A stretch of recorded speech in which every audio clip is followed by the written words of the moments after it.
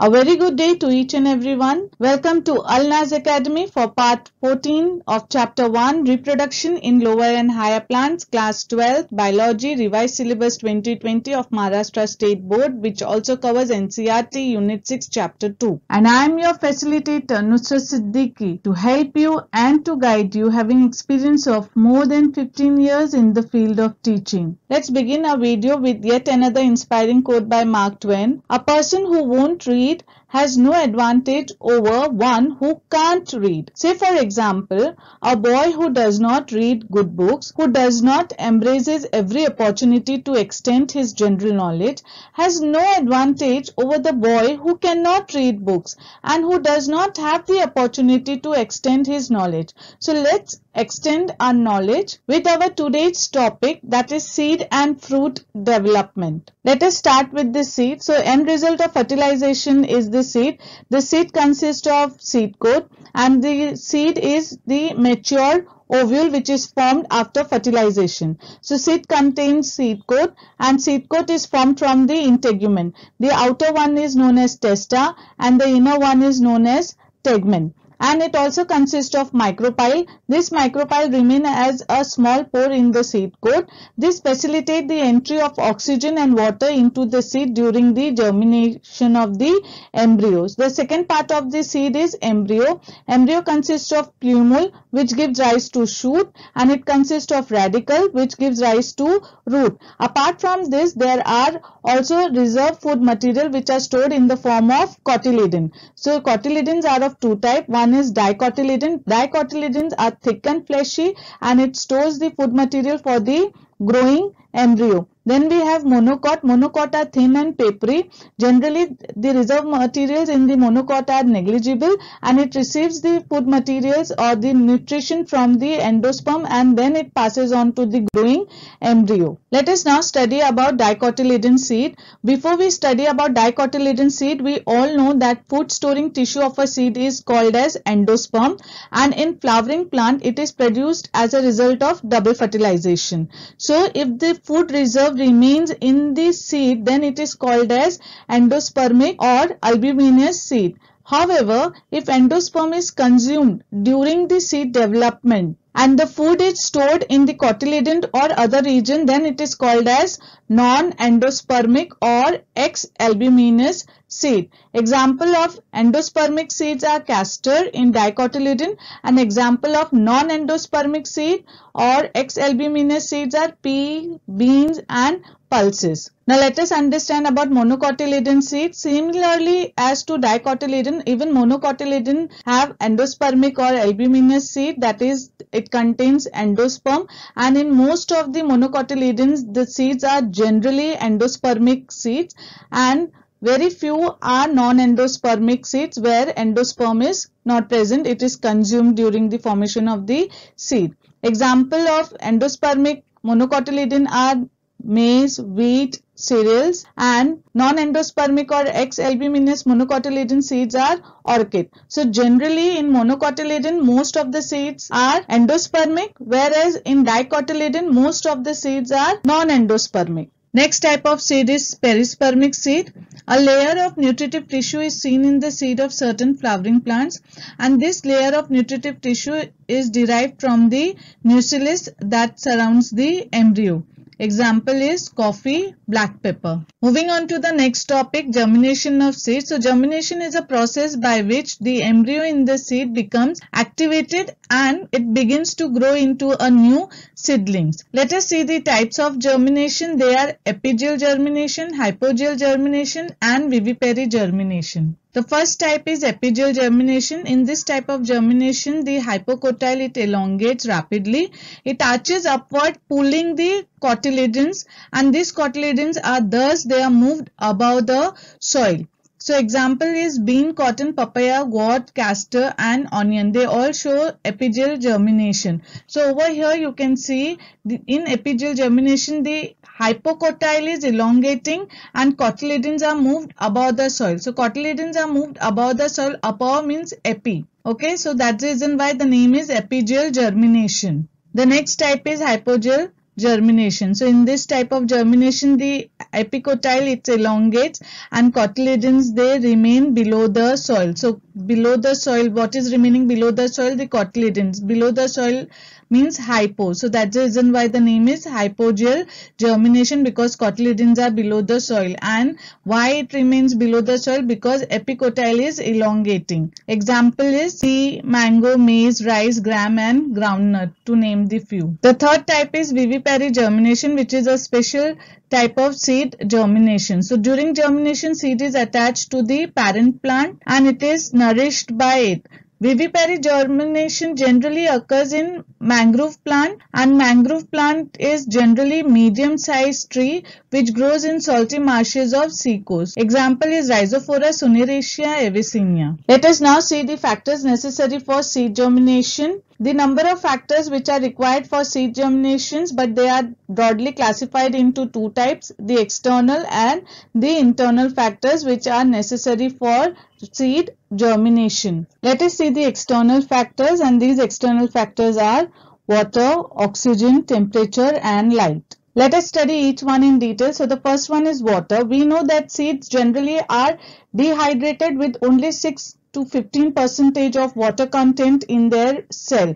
Therefore, they have very low physiological activities. So water provides sufficient hydration to the concentrated protoplasm so that it helps in transportation of gases and reserve food material, and this allows the embryo to grow in size. The next one is oxygen. Oxygen is essential for aerobic respiration to release energy for metabolic activities. There are few exceptions where few plants they do not require oxygen, and these are rice and typha. So seeds usually require oxygen for good aeration for their germination. The next one is temperature. Seed require a definite temperature range within which they germinate. Commonly, seed germinate within the temperature range of 50 degree to 400 degrees Celsius. However, the optimum range of temperature for seed germination lies between 25 degree to 300 degrees Celsius for most of the species. Next is light. Light is not an essential factor for germination of most of the seeds. However, some plants are light sensitive and their germination is influenced by the presence or absence of light. Seeds that germinate in the presence of light are lettuce, tobacco and many grasses. Seeds that germinate in the absence of light are tomato, lily, etc. Moving on to the internal factors that affects the seed germination, they are maturity of embryo, vitality, viability and dormancy. The first one is maturity of embryo. The seed of some plants when shed they contain immature embryo.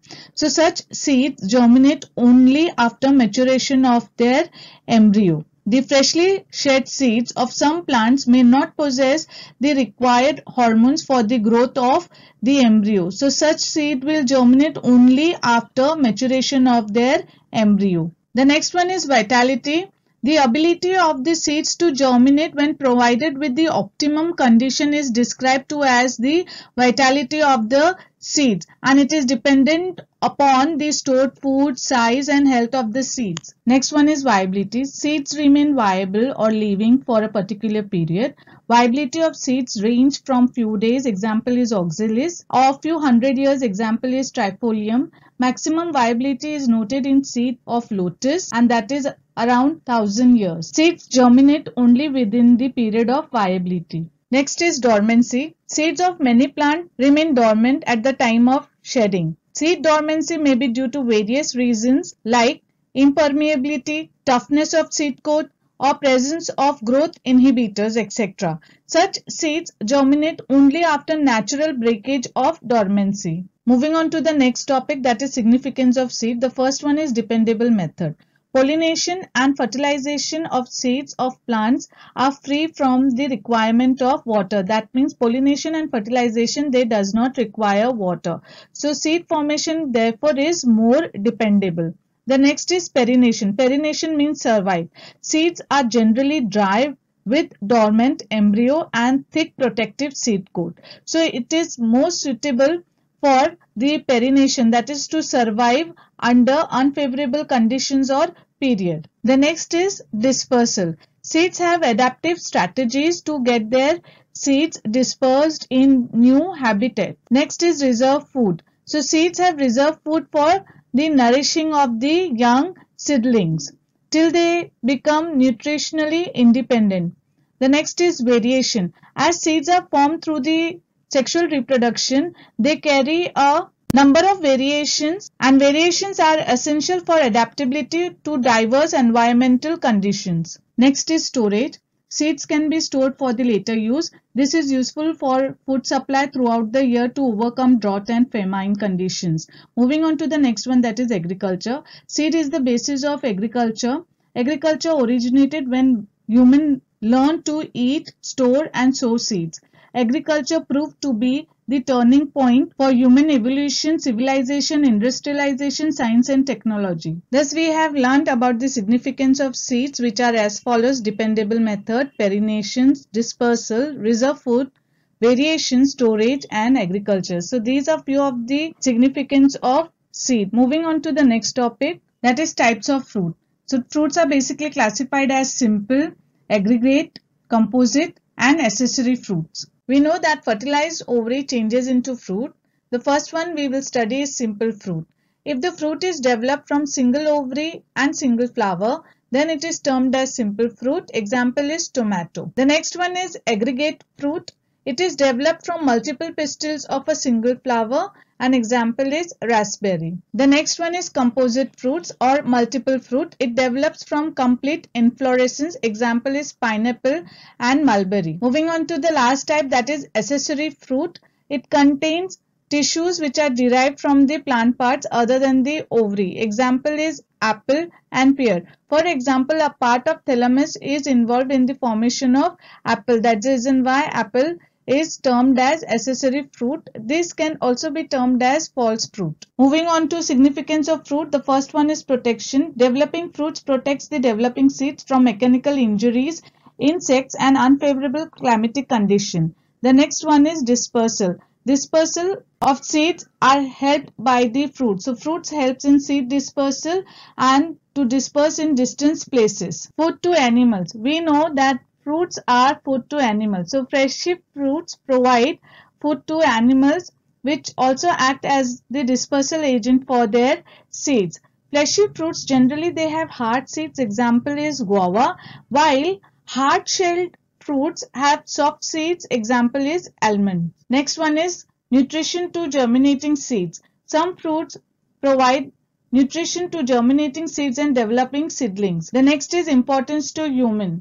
So fruits are a source of food, protein, oil, organic acids, vitamins, minerals and sugars. Thus we have seen the significance of fruits, which are as follows. The first one is protection, dispersal, food to animals, nutrition to germinating seeds, importance to humans. So these were few of the significance of fruits. Let us do a quick recap as to what we have studied in this particular video. We have discussed about seed and its component, types of seeds, germination and its type, factors necessary for seed germination, significance of seeds, fruits and its type, significance of fruits. That's all for today. Thanks for watching this video. If you have any questions, do write to me at alnazacademyofficial@gmail.com. An entire playlist will be uploaded soon. So till we meet next time, stay safe, stay positive, do like, subscribe and share this video with your friends so that they may also benefit. Till we meet next time, take care, bye bye, thank you and happy learning.